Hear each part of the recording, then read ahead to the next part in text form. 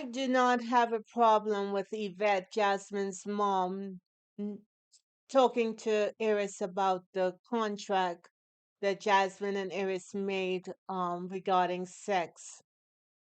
I don't see why that would be a problem.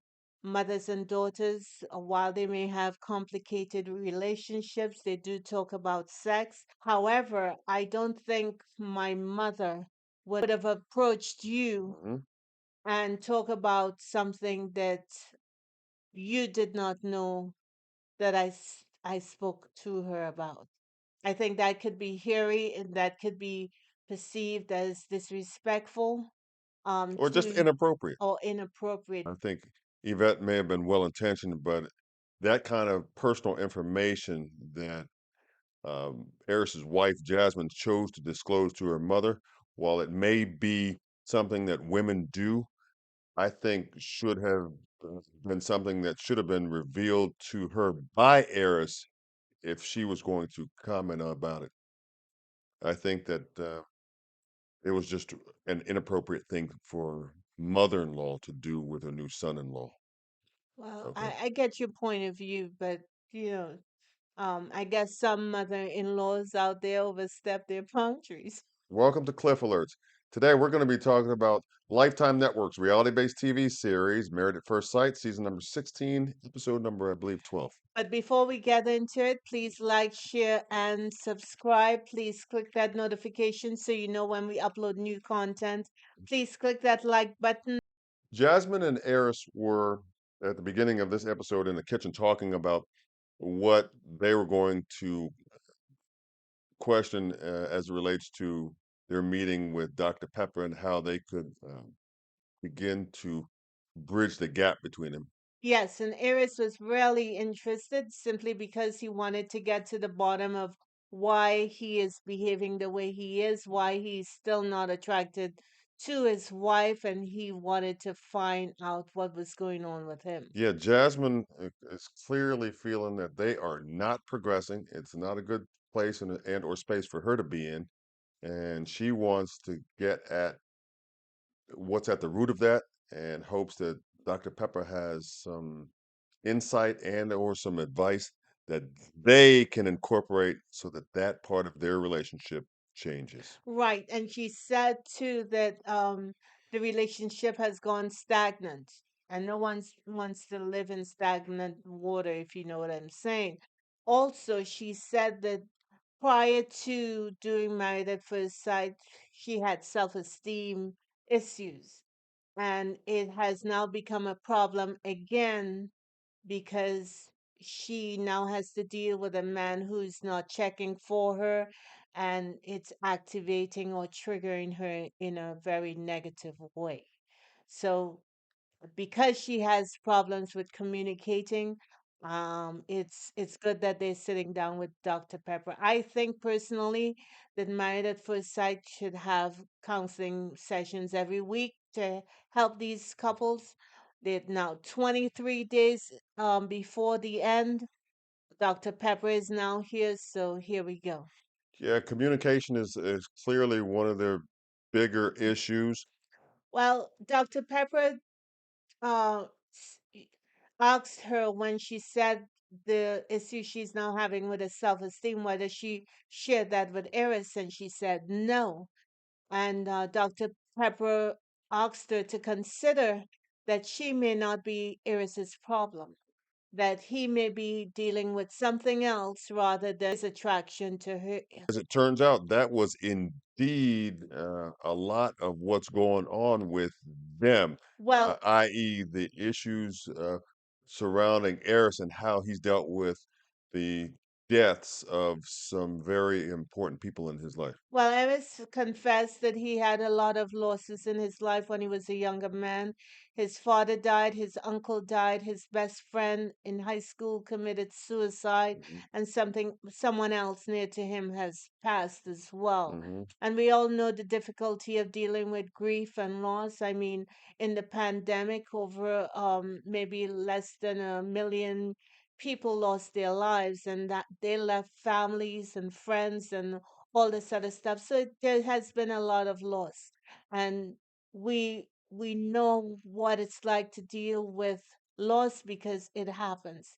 It's going to happen. Part of life. It's part of life. Cannot escape that. In fact, Dr. Pepper said that Eris, dealing with all these losses, may have made a determination that, hey, he don't want to get closer to anyone. So as a result, he's going to keep people at arm's length because it's too much. Yeah, the pain. There's pain from obviously that end as it relates to what he's experienced and how that's impacting him now in the relationship with his wife Jasmine. And perhaps he went over to the sex column of his life and he did whatever he is doing over there to sort of like buffer that pain, which is not helpful because now that has become a problem. But that it was revealed that may be one of the issues that he is dealing with because he seemed like he has a lot Yeah, of stuff going on with him. and as a result, I think they have a lot to do.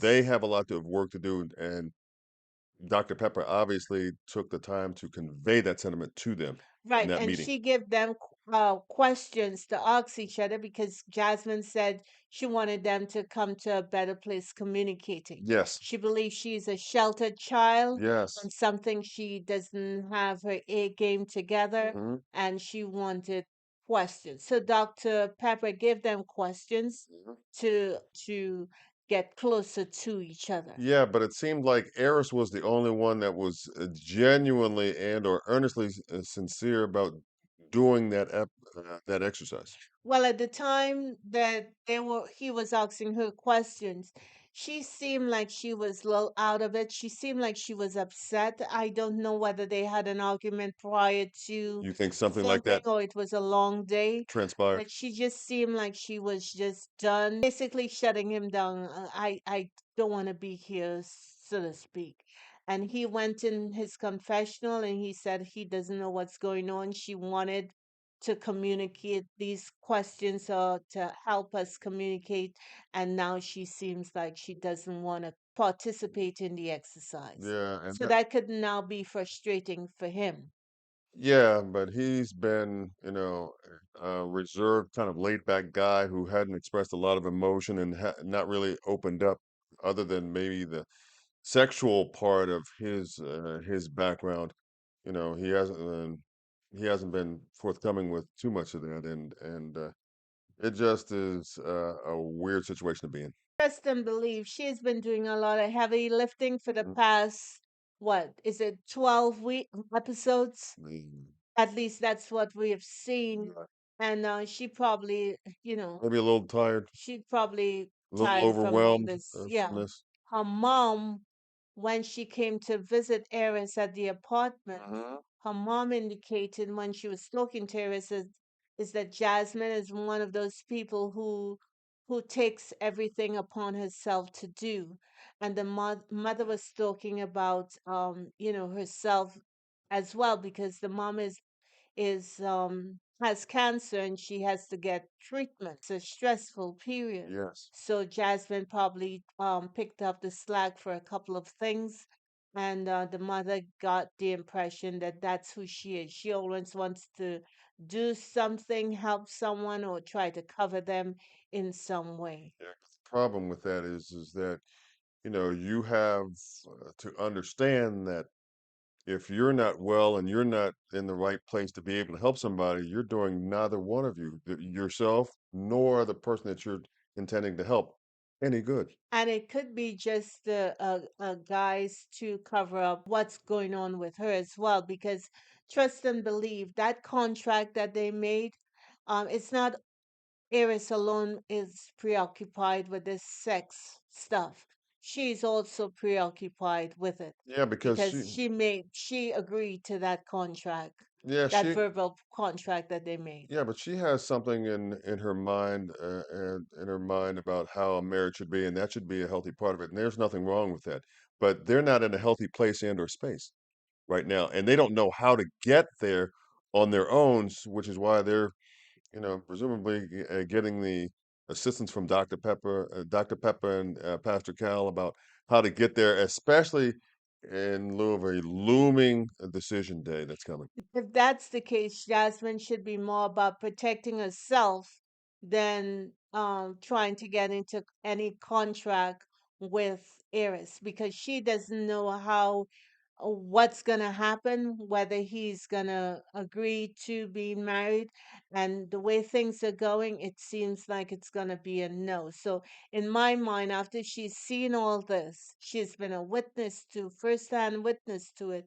She needs to now start to protect and cover herself. And that contracts that contract that she made with Eris makes her wide open. I get that, but here's where that comes into a little bit of conflict with the counseling, if you will, that she's receiving from Dr. Peppa and Pastor Cal, urging them to be more vulnerable, to get closer as they get deeper into the process, so that come decision day, they can make a decision that fully open and honest based on what they really and truly have learned about each other and hopefully remain married.